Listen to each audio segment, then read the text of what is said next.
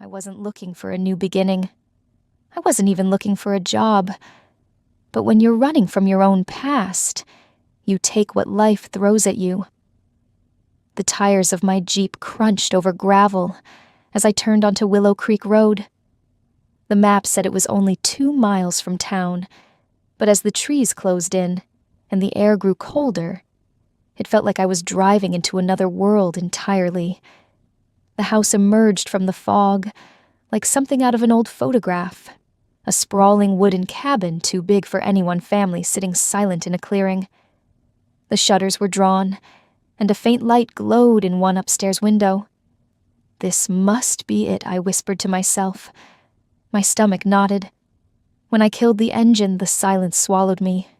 No wind, no birds, just the faint smell of pine sap and wood smoke, hanging heavy in the air. I stepped out, tugging my coat tighter. The November chill here in Montana was sharper than the Texas winters I'd grown up with. The door opened before I could knock. A man stood there. Tall, broad-shouldered, with the posture of someone used to giving orders and being obeyed. His hair was dark, streaked with gray at the temples, and his eyes, they were a stormy blue, scanning me like a threat assessment. "You're Grace Miller." His voice was low and measured, like he rationed every word. "Yes, sir." I tried to sound steady, though my fingers twitched on the strap of my bag. "We spoke on the phone yesterday." He nodded once as if confirming I existed. "You're early." Roads were clear. A long pause stretched between us. He didn't step aside. I got the sense he wasn't used to strangers crossing his threshold. Finally he moved. "Come in." The air inside smelled of cedar and coffee, but beneath it was something colder, sterile almost. The furniture was expensive, but impersonal, like a model home, not a place where 2 little girls lived. "Dr. Carter," he said, extending a hand out of sheer formality. "Ethan Carter." His grip was firm, warm. "Grace Miller," I replied. We stood there awkwardly. Somewhere above us, a faint thump echoed a chair being knocked over. Maybe. He noticed my glance upward. "Sophie and Isla," he said flatly. 5 years old. Twins. I smiled. I've worked with twins before. Not like these. There was no warmth in his voice. No humor. Just a statement of fact. "Dinner's at 6.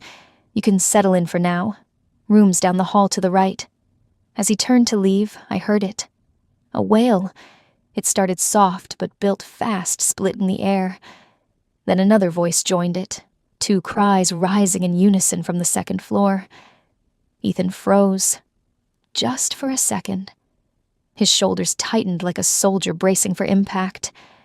"They don't sleep much," he muttered. He disappeared up the stairs, his boots thudding on the wood. I stood there gripping my bag, staring at the ceiling as the crying grew louder. This wasn't what I'd expected. I'd come here thinking it was just a job, a few hours of childcare, a paycheck, nothing more. But hearing those cries, something in me cracked. It wasn't pity. It wasn't obligation. It was a memory of my own, long buried but still raw. I set my bag down slowly. Maybe this job wasn't going to be simple after all. I thought the first night would be quiet. I thought after meeting Dr. Carter and seeing how controlled and meticulous he seemed, there would be a sense of order in this house, no matter how cold it felt. But I was wrong. It was only a little after 7 when I heard it, the sharp sound of a plate shattering, then a muffled thud. I froze at the edge of the guest room, clutching the hem of my sweater. From upstairs came raised voices, not words. I could make out clearly, just a man's low rumble, followed by the piercing cry of a child. Then another cry joined in. The twins, Sophie and Isla. Their voices intertwined in a heartbreaking duet that made my chest tighten. I hesitated, one hand still on my half-unpacked bag. Maybe this wasn't for me. Maybe the last 3 nannies were right to leave. I had seen the resignation in Ethan's eyes earlier, the way he looked at me like I was already halfway out the door. He probably expected me to run like the others, and part of me wanted to. It would have been easy to zip my bag shut, get back in the Jeep and drive away from this place, where even the air seemed too heavy to breathe. I didn't owe these people anything. It was just a job. I told myself that twice, maybe 3 times, as I paced the small room, listening to the crying grow louder. Then a sound cut through the chaos. A faint, trembling voice. "Mommy." I stopped cold. It wasn't directed at me, of course, but the way it was said, it wasn't defiant or angry. It was fragile. A child reaching into the darkness for someone who wasn't there. I felt the sting behind my eyes before I could blink it away. For a moment, I wasn't in Montana anymore. I was 9 years old, sitting at the top of the stairs, in my grandmother's house, clutching a worn, stuffed rabbit, listening to my parents argue in the kitchen below. The crash of dishes. My mother's voice cracking. My father's boots stomping out the door. And then silence. Silence that never really left. I shook my head, forcing the memory back down where it belonged. This wasn't about me. These weren't my ghosts. But when I reached for my bag again, my fingers wouldn't close around the zipper. Instead, they curled against my palm, and I found myself walking not out the door, but down the hall, toward the staircase. The cries were still going raw and jagged, echoing off the wooden walls. Ethan's voice was low but strained, trying to calm them. "Enough. Please, Sophie. Isla, you have to sleep. You need rest." The sound of another object clattering to the floor, his sigh heavy and defeated. "I can't do this tonight. I can't." I hovered at the bottom of the stairs, every instinct telling me not to interfere. This wasn't my place. Not yet. Maybe not ever. But then there it was again, the small, broken voice. "Mommy, don't go." I didn't remember making the choice. My feet moved before my mind caught up, carrying me up the stairs, one hand trailing along the smooth wooden banister.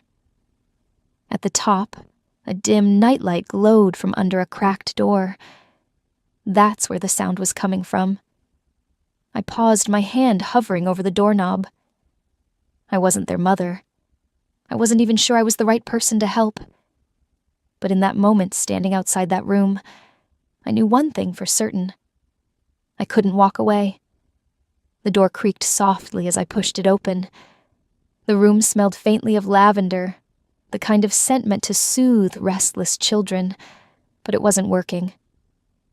Sophie and Idla sat huddled on the bed, their small faces blotchy and wet with tears.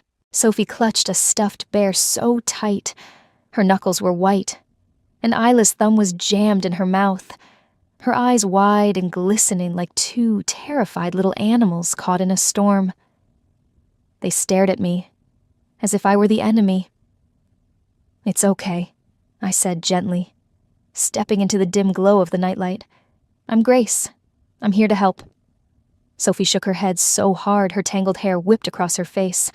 "No, go away," Isla echoed, her twin voice breaking. "We want Mommy." My heart clenched. Their mother wasn't coming back.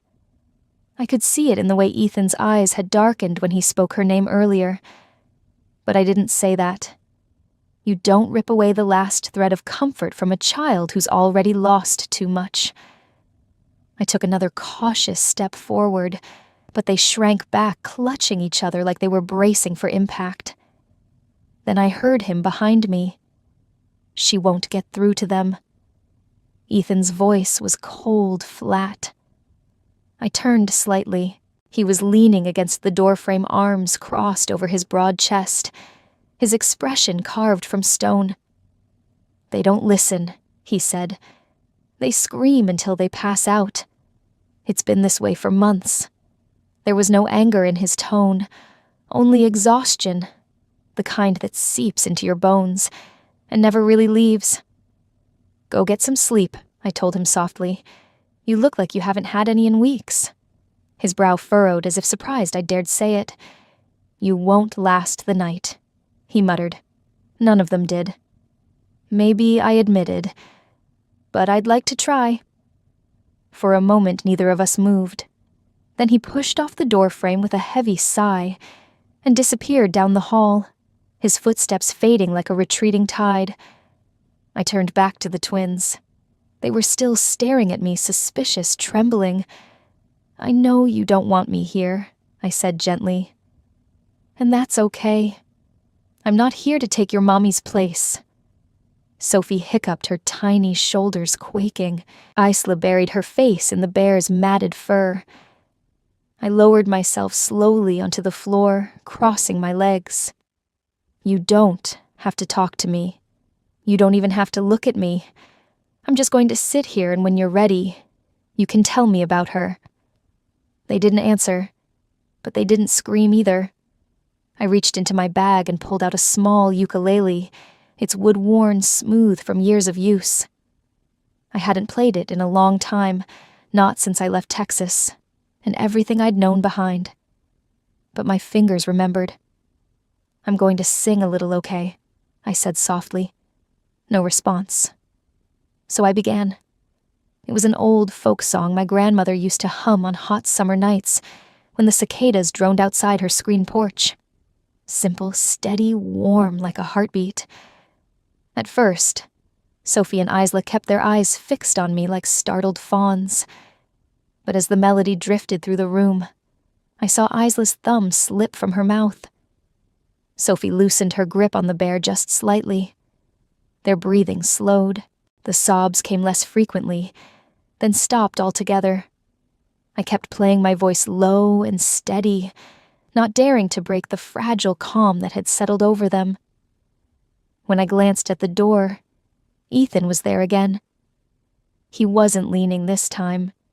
He stood perfectly still, his face unreadable in the half-light. I didn't say anything. Neither did he. I just kept singing. When the last note faded into the quiet, I sat perfectly still, afraid to even breathe. Sophie had curled against Isla, her tiny hand resting on her sister's arm. Their eyes were closed now, lashes still wet, but no longer trembling. For the first time that night, there was no crying, only the soft, rhythmic sound of their breathing. I set the ukulele down on the carpet, careful not to make a sound. "You have a way with them." His voice made me jump. Ethan was still in the doorway. He hadn't moved an inch, but something about him seemed different. His arms weren't crossed anymore. His shoulders had lost that rigid military tension. "I wasn't sure it would work," I whispered back. "Why did you even try?" His tone wasn't cold this time, just curious. I glanced at the twins before answering, because no child cries like that, unless their heart is carrying something too heavy for them. His jaw tightened, and for a moment I thought I'd said the wrong thing. "I've hired professionals," he said finally. "Therapists, sleep consultants, even a pediatrician who insisted on sedatives. None of them could do this. This isn't about professionalism," I murmured. "It's about presence." He tilted his head slightly. Presence. Being here, not just physically. Children feel it when someone's only halfway with them. They know when they're a task to manage, instead of a soul to hold.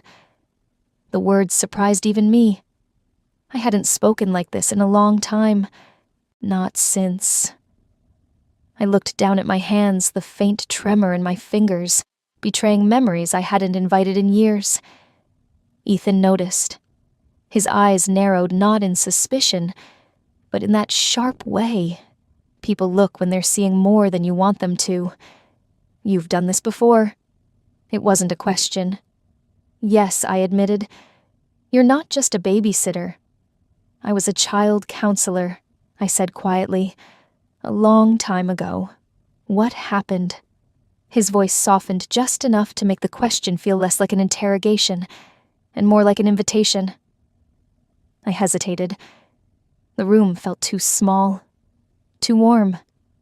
I wasn't ready to tell him the whole story, how I'd lost a child in my care, how the guilt had eaten me alive, until I walked away from everything.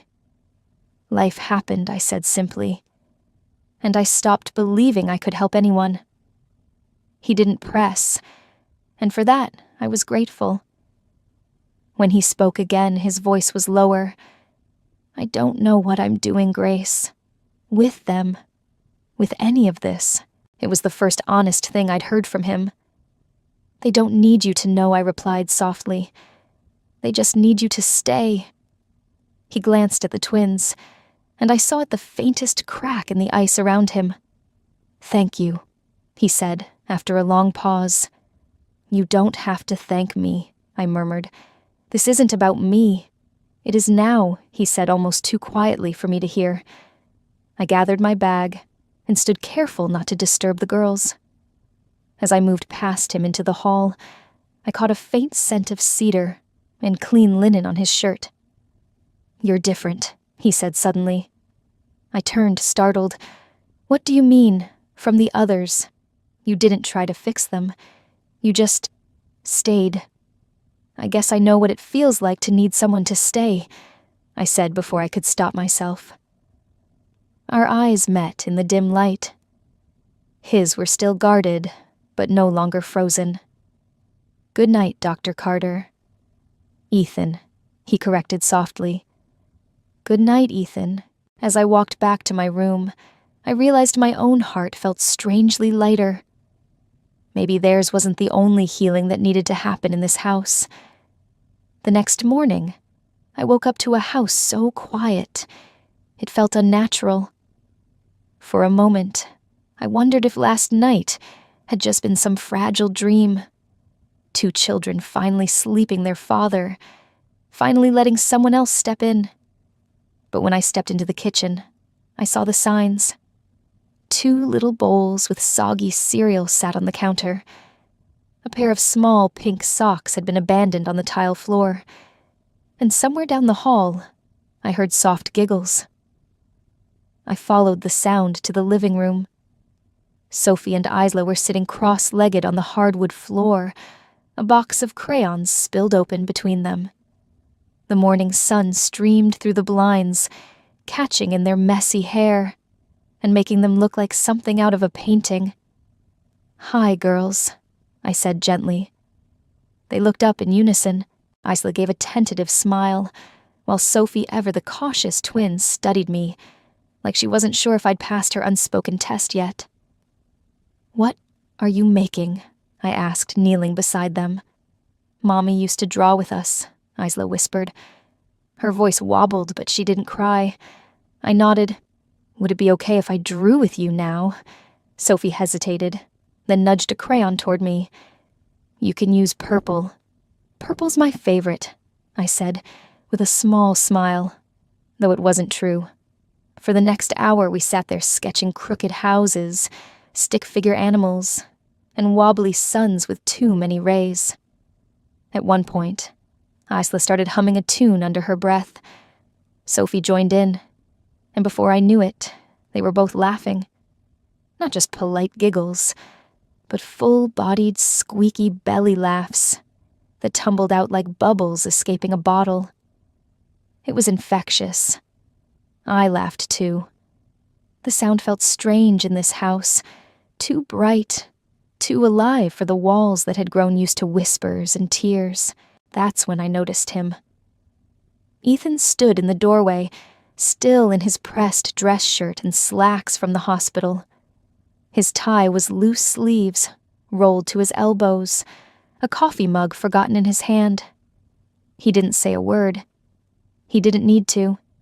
His eyes swept over the crayons littering the floor, the paper scraps scattered across the rug, the faint smudges of marker on Isla's cheek.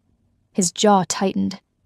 This is a mess, he said finally, voice low. Sophie froze mid-giggle. Isla's smile slipped away. I stood slowly. It's a creative mess. Ethan's eyes met mine, and for a second I saw a flickered disapproval. Yes, but also confusion. "They've been quiet for months," he said. "Now they're loud, and I don't know if that's good or bad." "It's good," I replied. "They're children, Ethan. They're supposed to be loud. They're supposed to laugh and play and make a mess." He didn't answer right away. Sophie glanced between us nervously, as if trying to gauge whether her laughter had been a mistake. "Daddy," she said softly. Ethan blinked, startled. His eyes softened a fraction. "Yes, sweetheart. Look."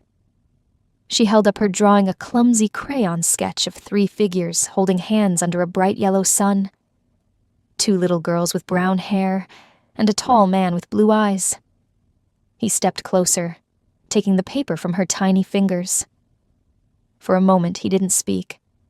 His thumb brushed over the stick figure faces. "It's very nice," he said finally, though his voice cracked ever so slightly. Sophie beamed. Isla grinned, and just like that the tension in the room dissolved. I should have known the quiet wouldn't last. Later that afternoon, I found Ethan in the kitchen, his sleeves still rolled tie, now draped over the back of a chair. He stood at the sink, scrubbing at a mug like it had personally offended him. "You let them cover the living room walls in paper," he said without turning around. I froze. "They were drawing," I answered carefully. "They were making chaos."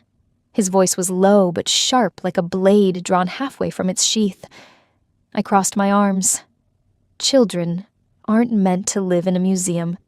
That got his attention. He turned, then blue eyes, narrowed posture, stiff. "This isn't about museums. It's about discipline, structure. Without that, they'll fall apart." "They're already falling apart, Ethan," I said softly. His jaw clenched. "They've lost their mother," I continued. "They've lost their routines. And the only parent they have left spends more time at the hospital than he does here. That's not fair." His tone deepened warning. "Isn't it?" I asked, refusing to look away. "You think keeping this house spotless and keeping them quiet means you're holding it all together. But they don't need a soldier standing guard over their grief. They need their father." The words hung heavy in the air. He stepped closer, and for a moment I wondered if I'd pushed too far.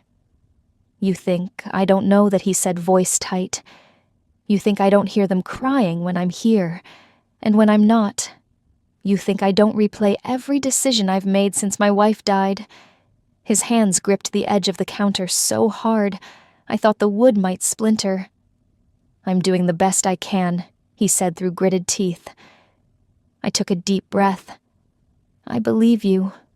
But Ethan, your best doesn't have to mean being perfect.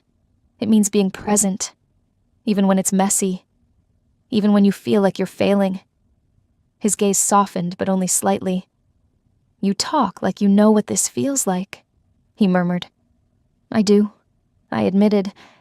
I could see the question in his eyes, but he didn't ask it. Instead, he let out a long breath and ran a hand through his hair, leaving it mussed for the first time since I'd met him. "You're not afraid to tell me what you think," he said quietly. "Do you want me to be a flicker of something? Not anger? Not quite amusement," crossed his face. "No." We stood there in silence, the hum of the refrigerator filling the space between us. Finally, he straightened his voice, returning to its usual calm. "I'll try to be here more for them. And I'll do my best to make sure this house doesn't turn into a circus," I said, allowing the faintest smile. "Deal," he replied, though it sounded more like a truce than an agreement. As he turned to leave, Sophie's laughter drifted in from the hallway. Ethan paused, his hand on the doorframe, listening. For the first time, I saw the faintest curve of a smile on his lips, small and fleeting, but real. The house was finally quiet. For once, there were no soft cries behind closed doors, no sound of restless little feet padding down the hallway. The twins had fallen asleep after a long day of play and laughter, something that still felt rare enough to make my chest ache, with a strange mix of hope and fear. I found him on the back porch. Ethan sat alone in the dark, a mug cradled in his hands. The air smelled faintly of pine and rain-soaked earth. The Montana night wrapped around us in a cold, heavy silence, broken only by the occasional chirp of crickets. "Couldn't sleep?" I asked softly. He didn't startle. He didn't even look at me at first. "Never do," he said. I stepped out the wooden boards creaking under my feet. In my hands was a second mug of tea, steam curling into the cold air. Without asking, I set it down on the railing near him. He glanced at it, then at me, his eyes catching the faint porch light. There was no sharpness in them tonight, just a bone-deep exhaustion. "Thank you," he murmured. We sat in silence for a long while. I didn't push him to talk. Some wounds don't respond well to questions. "She died while I was overseas," he said finally. His voice was quiet, but the weight of his words was louder than any shout. I turned to him slowly. "My wife, Claire," he continued. "I was deployed in the Middle East. I'd spent years preparing for every possible threat out there. IEDs, ambushes, even the damn sandstorms that could bury a convoy in minutes. But I never prepared for the phone call that would rip my life apart." I held my breath. She was driving to pick up the girls from preschool. A semi ran a red light. Instant. They told me she probably didn't feel a thing. His hands gripped the mug tighter, knuckles pale in the dim light. I didn't even get to say goodbye. I didn't get to hold her hand to tell her. His voice broke then. He didn't finish the sentence. The air between us felt thick, as though even the night itself was holding its breath. "I thought I could handle it," he said after a moment. "I'm trained to compartmentalize, to push through, to keep moving. But when I came home, everything was different. The house was different. The girls didn't sleep, and neither did I." I swallowed hard. "You've been carrying all of it alone," I said softly. "What choice did I have?" "You didn't have to do it alone," I whispered. His eyes lifted to mine then, and for the first time I saw past the mask of control and strength he wore like armor. There was rawness there, vulnerability. "You remind me of her sometimes," he said quietly. "The way you talk to them, the way you just stay calm, no matter how bad it gets." I blinked back the sudden sting in my eyes. "I'm not her Ethan. I know," he said, "but maybe that's why I keep noticing." We sat there for a long time, two broken people in the dark, the steam from our mugs curling into the cold air, like fragile threads, trying to weave something whole again. The steam from my tea had long since faded into the cold night air, but I still held the mug in my hands, more for comfort than warmth. Ethan hadn't spoken again after sharing about Claire, and I hadn't pressed. Some griefs don't need answers. They just need space. But his story had unlocked something in me, a door I'd been holding shut for far too long. "I wasn't planning to come here," I said softly. My voice surprised even me in the stillness. Ethan's head turned slightly, his blue eyes catching the faint porch light. He didn't speak, just waited. I was engaged once I continued staring down at the dark liquid in my cup. It was a safe choice. He was kind, successful. My family adored him, but somewhere deep down, I think I knew I didn't. I took a breath, feeling the old weight press against my ribs. 2 months before the wedding, I found out he wasn't the man I thought he was. Controlling, possessive. The kind of person who smiles in public, but keeps score in private. I traced a finger along the rim of the mug. When I ended it, he didn't take it well. He showed up at my job, my apartment. For weeks, I felt like prey being stalked. Ethan's jaw tightened. "Did he hurt you?" "Not physically," I said, but sometimes words cut deeper than fists. A long silence stretched between us. I wasn't sure why I'd told him. I hadn't spoken those words out loud in years. Maybe it was the night, or the way he'd looked at me earlier, not with judgment or pity, but something steadier. I thought if I moved far enough I could leave it all behind, I murmured. But memories don't care about distance. Ethan shifted, setting his mug down on the railing. When he spoke, his voice was quiet, but firm. I don't know where he is now, Grace, and I don't care. But hear me when I say this. I will not let anyone hurt you. Not while you're under my roof. The words sank into me like a warm blanket. Why would you say that? I asked softly. Because you've been carrying that fear alone too long, he said. And because you're here now. With us. The with us startled me more than I expected. We fell into silence again, but it felt different this time. Not heavy, not tense. Comfortable. The kind of silence that only happens when two people have seen enough darkness to appreciate the calm. Do you miss her? I asked gently. Every day, he admitted without hesitation. But it's different now. At first, I couldn't say her name without breaking. Now, I can remember her and still move forward. I nodded slowly. That's a gift. To hold on and let go at the same time. You'll get there too, he said. One day. The porch light flickered, casting us briefly in shadow.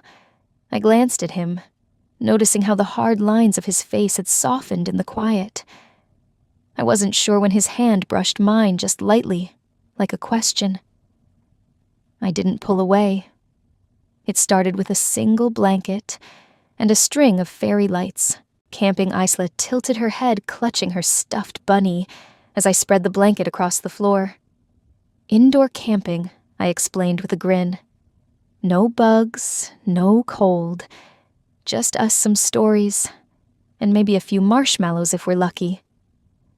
Sophie watched me warily at first, but when I draped the lights over 2 chairs to make a tiny glowing tent, her lips curved into the faintest smile. Can we bring Bear? She asked, holding up her tattered teddy. Of course. Bear's the guest of honor. By the time we were settled inside our little fort, the twins had pulled in every pillow they could carry and lined them up like a nest. I sat cross-legged between them, the ukulele resting in my lap. Do you want a story first? Or a song? I asked softly. Story, Isla said. Song, Sophie countered. I laughed. How about both? Their heads nodded in unison, and for the first time since I'd met them, I saw no trace of fear in their eyes, just the unguarded wonder of 2 little girls who for one night could pretend the world was gentle again. I opened a worn copy of Goodnight Moon and began to read, my voice low, and even like my grandmother's had been on nights when I was too restless to sleep. As the words flowed, Isla's eyelids grew heavy. Sophie fought to stay awake, blinking hard, but by the time I strummed the first notes of a lullaby, her head had already tipped onto my shoulder. I sang softly, rocking them with the rhythm of my voice. They didn't stir. Not when the song ended. Not when I carefully shifted to tuck the blanket higher around their small shoulders. For the first time since I arrived at this house, Sophie and Isla slept soundly. I let out a breath I hadn't realized I was holding. That's when I saw him. Ethan stood in the doorway, leaning against the frame. The dim light from the hall cast his face in shadow, but even from here, I could see the change. Gone was the rigid posture, the watchful tension I'd grown used to. His shoulders sagged, not in defeat this time, but in relief. He didn't speak. I pressed a finger to my lips and smiled. He nodded slowly, his eyes softening as they flicked from the twins to me. For a long moment, he just watched. And in the quiet, I realized something I hadn't before. It wasn't only the girls who needed peace. So did he. The twins didn't stir as we stepped out of their room. Their soft breaths came in perfect rhythm, their faces peaceful in a way I hadn't seen since the day I arrived. I pulled the door shut gently, careful not to let the latch click too loud. When I turned, Ethan was still standing there in the dim hallway light. His gaze stayed fixed on the door for a long moment, as though he was afraid even his presence might wake them. "They're asleep," I whispered. I can see that he said softly. I didn't think I'd ever see it again. There was no trace of the guarded man from my first day here. His voice carried no command, no authority, just quiet awe and something else I couldn't name. I gestured toward the stairs. "Do you want to sit a while? I'll make tea." He hesitated, then nodded. In the kitchen, the kettle whistled gently as I set 2 mugs on the table. The soft clink of ceramic seemed louder than usual in the stillness of the house. We carried our tea to the living room, settling into the chairs near the fireplace. The flames had burned low, casting a faint orange glow that made the space feel warmer than it had in weeks. For a while, we didn't talk. The quiet between us didn't feel heavy this time. It felt safe. "You're good with them," he said finally. "Better than anyone I've ever seen." "They're easy to love," I replied. They weren't easy before he admitted. Not after Claire. They shut down, and I didn't know how to bring them back. "You're too hard on yourself." He gave a humorless laugh. "That's what Claire used to say." "She sounds like she was kind," I said gently. "She was," he murmured. "Kind, stubborn, patient. Everything I wasn't." "You're patient enough," I said. He shook his head slightly. "No. You're the patient one, Grace. You walked into this house and didn't flinch.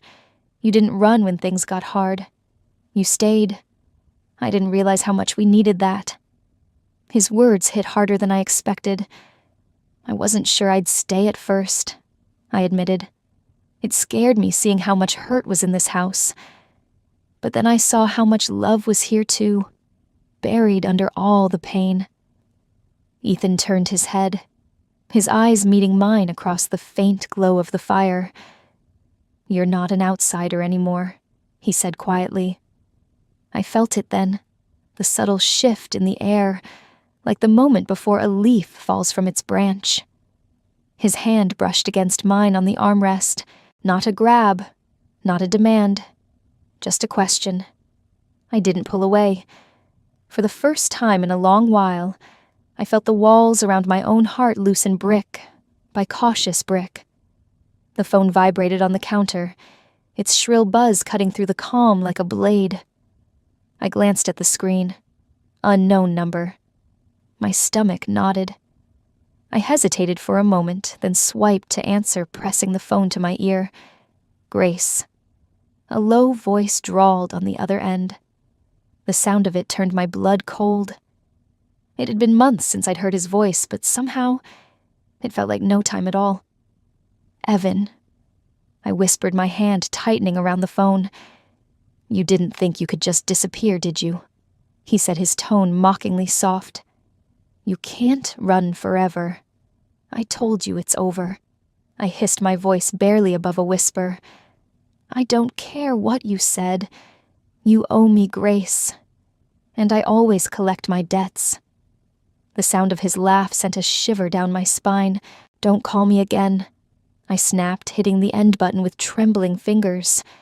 I didn't realize I was shaking until I set the phone down on the counter and gripped the edge of it to steady myself. "You're pale," came a low voice behind me. I spun around. Nathan stood in the doorway, arms crossed, his eyes sharp and unblinking. "How long have you been standing there?" I asked, my voice unsteady. "Long enough," he said. He took a step closer. "Who was that?" "No one," I said too quickly. His gaze hardened. It didn't sound like no one. "It's not your business," I snapped, hating how brittle my voice sounded. He didn't flinch. "Grace, if someone's threatening you, I need to know. You're not here alone anymore." "I can handle it," I said. Like you handled it before," he asked, his tone calm but cutting. I froze. "I don't know what you heard, but this is my problem," I said, forcing my voice steady. "Not yours. This is my house," he said evenly. "You live under my roof. My daughters love you. If someone's coming after you, it becomes my problem too." The warmth in his voice from last night was gone now. He sounded like the officer he used to be, controlled, commanding. And for some reason, that made the knot in my chest tighten even more. "I don't need saving," I said, my voice rising. His eyes didn't leave mine. "Maybe not. But I'm not going to stand by while someone tries to hurt you." The words caught me off guard. For a moment, neither of us spoke. The air between us felt charged, like the moments before a summer storm breaks. "You don't understand," I whispered finally. "Then explain it to me," he said softly. But I couldn't. Not yet. So instead I turned and walked away, leaving my phone and the faint smell of coffee lingering in the kitchen. I didn't get far before I heard his footsteps behind me. Steady. Certain. "Grace, wait." I stopped halfway up the stairs but didn't turn. "Don't do this," he said. His voice was softer now, but it carried the same weight as before. "Do what I asked," my hands gripping the railing. "Push me out." I drew in a shaky breath. "This isn't your fight, Nathan. It's mine. I can't let you get pulled into my mess." I felt him close the space between us. He stopped at the bottom of the stairs, just far enough that I couldn't feel his warmth, but close enough that his presence pressed in all the same. "You think I can stand by and do nothing?" His voice was low, almost dangerous. I turned then. "And what exactly do you plan to do? You don't even know the man he is. Evan doesn't play by rules. He doesn't stop until he gets what he wants." His jaw tightened. "And you think I scare that easily? That's not the point," I said, my voice breaking. "If you get involved, it only makes things worse. He'll use it against you, against the girls." For a moment, silence hung between us, thick and heavy. Then he stepped closer, his boots creaking against the hardwood. His hand brushed the railing. "Grace," he said softly, but there was no mistaking the steel in his tone. "You're not just some employee under this roof. You're not a passing stranger who will leave when the contract ends. You're already part of this family." My breath hitched. "And you're mine now." He said the words falling out low and unflinching. "Do you understand? Mine to protect. Mine to keep safe." I froze. The air shifted heavier, warmer, pulling me in and warning me away all at once. "You can't say that," I whispered. "But I just did," he replied. I looked at him, then really looked and saw a man standing on the edge of something neither of us could undo. "This isn't just about protection anymore," I murmured. "No," he said quietly. "It's not." His hand reached for mine, not forceful, not demanding, just there waiting. I didn't take it, but I didn't move away either, because deep down, I knew he was right. Somewhere between bedtime stories and whispered confessions in the dark, the lines we'd drawn had blurred, and I wasn't sure I wanted them back. The cabin was smaller than I expected. Tucked deep in the pines, it felt like the kind of place built to hold in warmth and keep out the rest of the world. A single plume of smoke rose from the stone chimney as we pulled up the gravel path. Nathan cut the engine and turned to me. "It's remote enough. He won't find us here." I nodded, clutching my bag tighter. The twins were asleep in the back seat, their heads tipped together, cheeks rosy from the cold. "We'll wake them gently," I whispered. Nathan gave a small smile, one of those rare ones that seemed to belong to a man no one else ever saw. "Or we carry them." And so we did. Isla stirred only slightly as I cradled her against my chest. Sophie's tiny hand clung to Nathan's shirt, even in sleep, like she already knew he was her anchor in this drifting world. Inside the cabin smelled faintly of cedar and wood smoke.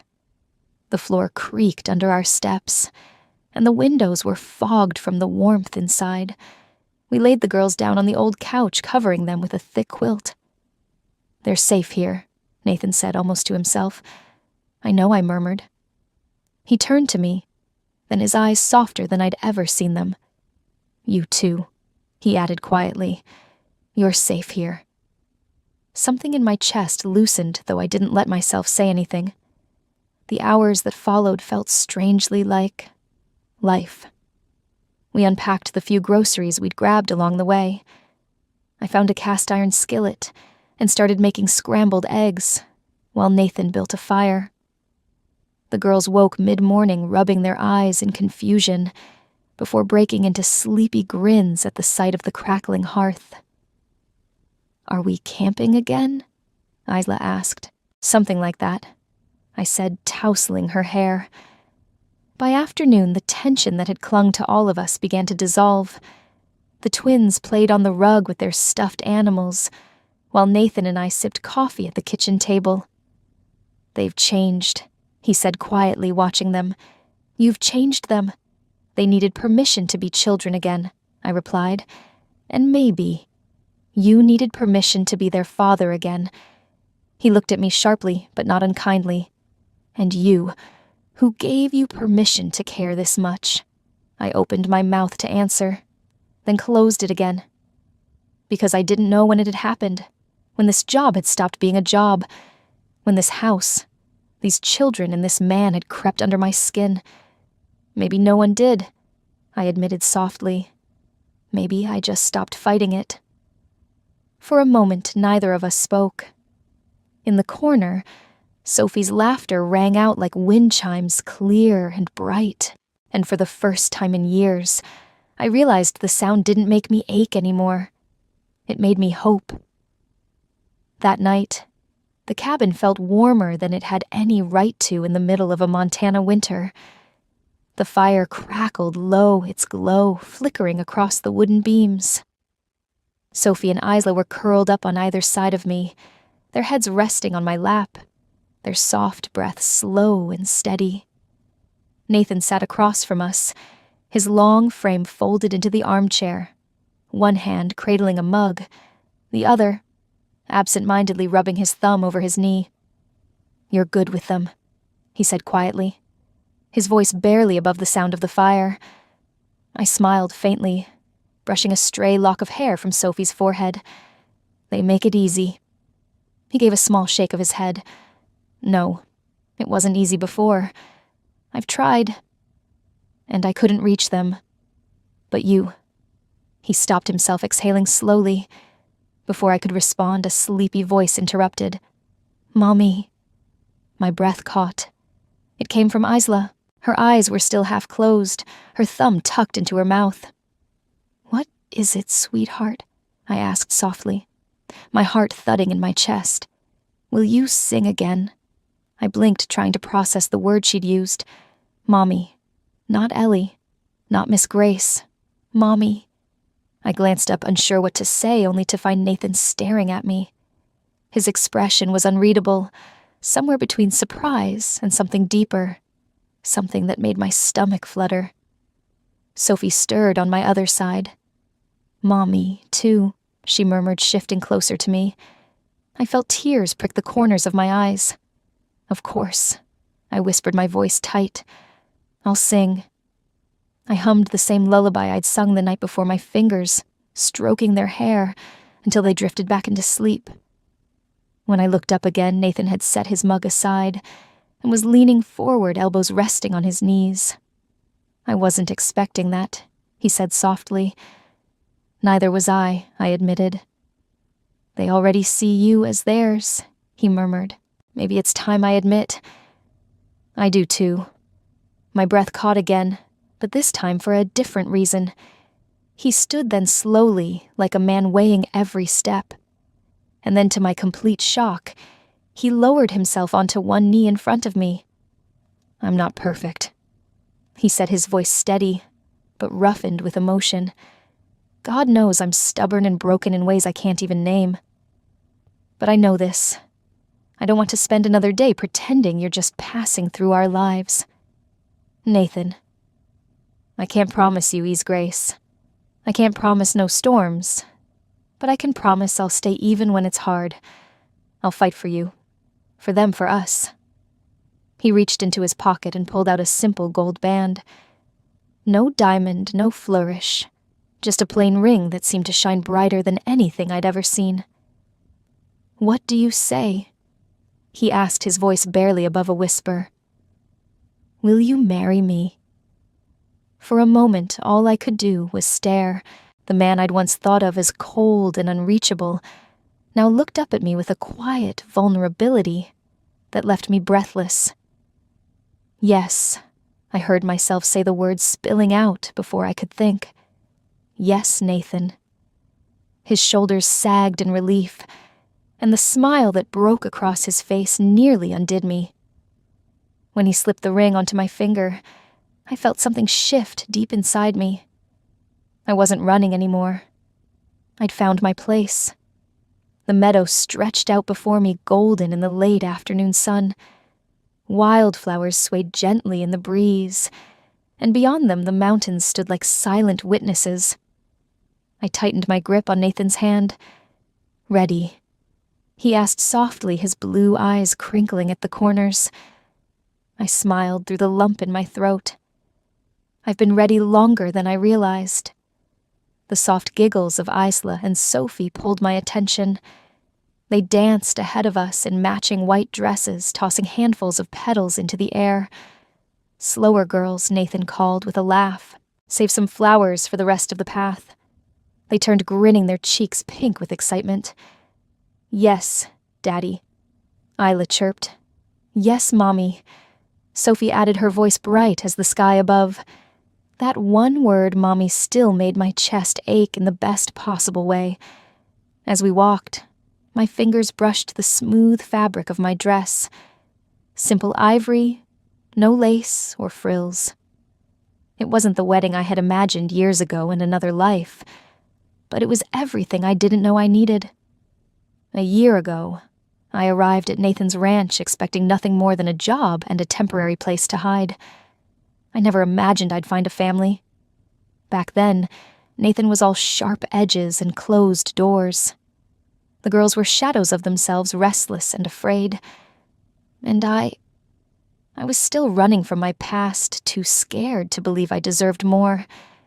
But somehow, between bedtime stories, ukulele songs, and long nights by the fire, we found our way here. To this meadow. To this moment. To each other. Nathan gave my hand a gentle squeeze. "Penny, for your thoughts." "I was just thinking how strange it feels," I murmured. "What does that I don't feel like I'm running anymore?" He stopped walking and turned to face me fully. His hand cupped my cheek, his thumb brushing lightly against my skin. "That's because you're home now, Grace," he said softly. "We both are." Behind us, Sophie's voice floated on the breeze. "Hurry up. The flowers are almost gone." Nathan chuckled. We'd better not keep our flower girls waiting. The cabin was quiet now, after the small wedding celebration, after the laughter and the gentle music, after Sophie and Isla had finally collapsed into sleep upstairs. The world seemed to exhale with us. I stood by the window, the hem of my simple ivory dress brushing against the floorboards, and watched as the last streaks of orange faded from the Montana sky. The meadow outside looked almost silver in the moonlight. The wildflowers that the girls had tossed earlier now lay scattered like stars on the grass. Nathan came up behind me, his footsteps soft on the worn wooden floor. "They're out like lights," he said with a quiet smile. "Didn't even make it through their bedtime story." I turned to him, and in that moment I felt a swell of emotion so strong it almost brought me to my knees. I keep thinking about the first night I arrived, I murmured. How scared I was. Of this place. Of you. Of myself. He stepped closer, his hand finding mine. And now, he asked. I looked up into his eyes, the same eyes that had once been so guarded, so cold. Now they were steady and warm like the fire crackling softly in the hearth. Now I feel like I can finally breathe, I whispered. Like I'm not running anymore. Nathan squeezed my hand gently. You're not, he said. You're here. With us. And you're not going anywhere. I thought about the woman I had been back then, tired, restless, carrying a weight I didn't know how to put down. I remembered the sound of the twins crying in the dark, the way Nathan stood at a distance, a man grieving in silence, and how I had almost turned around and left that very first night. And yet, here we were. They called me Mommy today, I said softly, my voice catching. It felt like the final piece sliding into place. Nathan smiled, his thumb brushing over my knuckles. They see you for what you are, he said. Their mother, my wife, the heart of this family. We stood there for a moment, wrapped in silence. Not the heavy silence of strangers, but the easy quiet of people who have weathered storms together and found peace on the other side. When we finally climbed the stairs and slipped into bed, I listened to the faint sound of Sophie's and Isla's breathing down the hall. For so long this house had been restless at night, echoing with grief and unspoken fears. But not anymore. Nathan's arm came around me, pulling me close, and I let my head rest on his shoulder. I came to Montana to be a nanny, I whispered into the darkness. But now we sleep peacefully every night, in a real home, our home. Nathan pressed a kiss to my forehead. Yes, he murmured, ours. And as the wind whispered through the pines outside, I felt it deep in my bones for the first time in years. We were safe. We were whole. We were home.